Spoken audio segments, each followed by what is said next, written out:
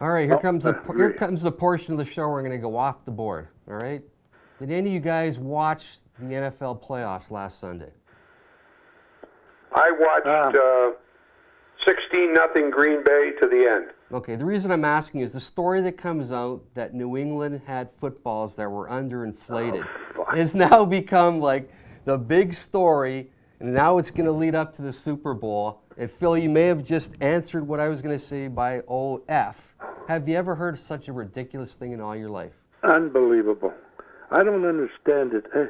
You know, if they were so worried about it, then why don't they have uniform footballs? I don't get that. Yeah, why do they let the teams even touch them?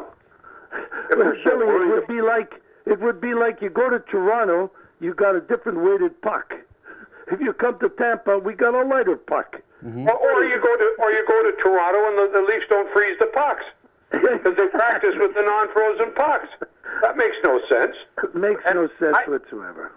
And yet the team that's... I defy you to tell me that the football is 0.2 pounds pressure per square inch lighter than it normally is. But the funny... As you're getting the football stuffed down your throat, I guess. Mm-hmm. Oh my! The funny thing about it, though, is that... You got to carry it. Yeah, the funny thing about it, though, is that it's New England Patriots. We're talking the coach is one of the most brilliant coaches of his time. Some people would say he's right up there with Lombardi, and if he does win a Super Bowl, he may eclipse, Vince Lombardi. Well, it seems to me every time New England wins or something, and I'm not a Patriot fan, but it doesn't matter. I'm not a football fan big time, but whenever they win, something happens, and now they can make a big deal of that. I get down here in the paper today. They should suspend Belichick for the Super Bowl and suspend him. Hey, listen, we had a president, Clinton, impeached. Nothing happened. Okay, nothing happened. This guy, he didn't know about the frickin' footballs. Give me a break. No, he's good. I mean, he got caught cheating, and that's what they call cheating. He just sent a scout in and filmed their practice. That's all. He's called a cheat ever since. Oh, my God.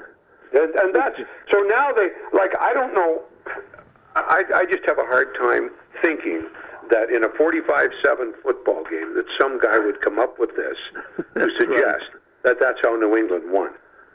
Man, it wouldn't have made a difference. Not 45-7.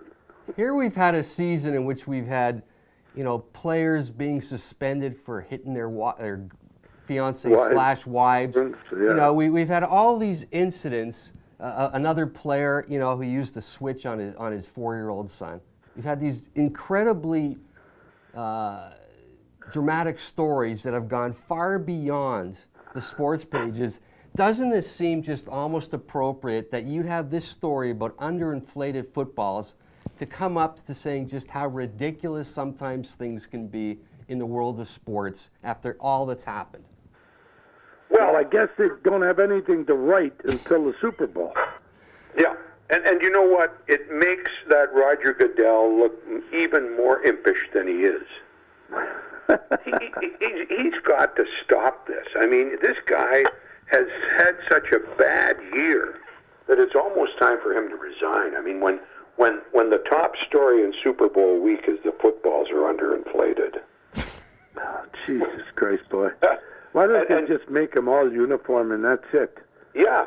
Well, I was talking to a guy today. Apparently, each team gets 12, and they get the ball boy to blow them up. And then there's another 12 that the officials have of their own.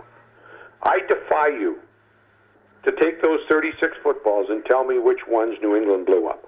I couldn't agree with you more. I know which ones they are because they would have, but I'm talking about throwing them all together and saying, oh, there's one. That's New England. That's 0.2 pounds, whatever it is. It's stupid. I don't. Stupid. And yet, something's going to be done in some particular way. A ruling will come down. Of course. Next the week, sheriff in town is going to find them for sure. Next week, I guess the Super Bowl's coming up week this Sunday, and Roger Goodell will probably have his State of the League address anywhere Wednesday to Friday before the game. And they'll go over all the litany of things that have happened this year, some of which I've just talked about right now. And then somebody will ask the question, and what about the balls that were underinflated? What are you going to do about it? And there'll be like this room. This thing will probably be broadcast live, or you're going to see it in some capacity. Again, would it not seem kind of almost funny, humorous, or just lame to see how he's going to answer the question? Sure it will be. Of course it will be, but maybe they'll overinflate the balls. Or they're going to have, this is now the ruling, that someone is actually going to have to watch these balls all the time, or the ball boy won't be allowed to blow it up. It'll be a league official. His job will be blow up the balls. That's your job. That's your job. And he'll have a needle that he'll have to stick in the little hole there. You know how they do it. Yeah. To check the pressure throughout the game. That'll be the next thing. And there'll be the rule. And there'll be the ball cam, right? Because you're going to be watching the ball, how these balls are interchanged the whole game to make sure that something. Or you could put them in a big machine. You know how like you blow up popcorn? Have the balls bouncing around all the time. And you could probably get some kind of a mechanism that could focus on each ball and find out if in fact the pressure has been deflated, inflated, or it remains constant. And you could also put a bet on the first ball to blow up. And you'll have it sponsored by some big company, right? Yeah. Like, sponsored by blow-up dolls. Because that actually would be funny. So I mean, you could monetize merchandise, whatever you want to call it, something as basic as that, about making sure these balls are regulated, like something like this does not happen again. And oh God, honestly, I can't. Sometimes when I hear these sort of things, and it's been all over the news, and it's all in the papers, and I think, my Lord, don't we have anything else to talk about?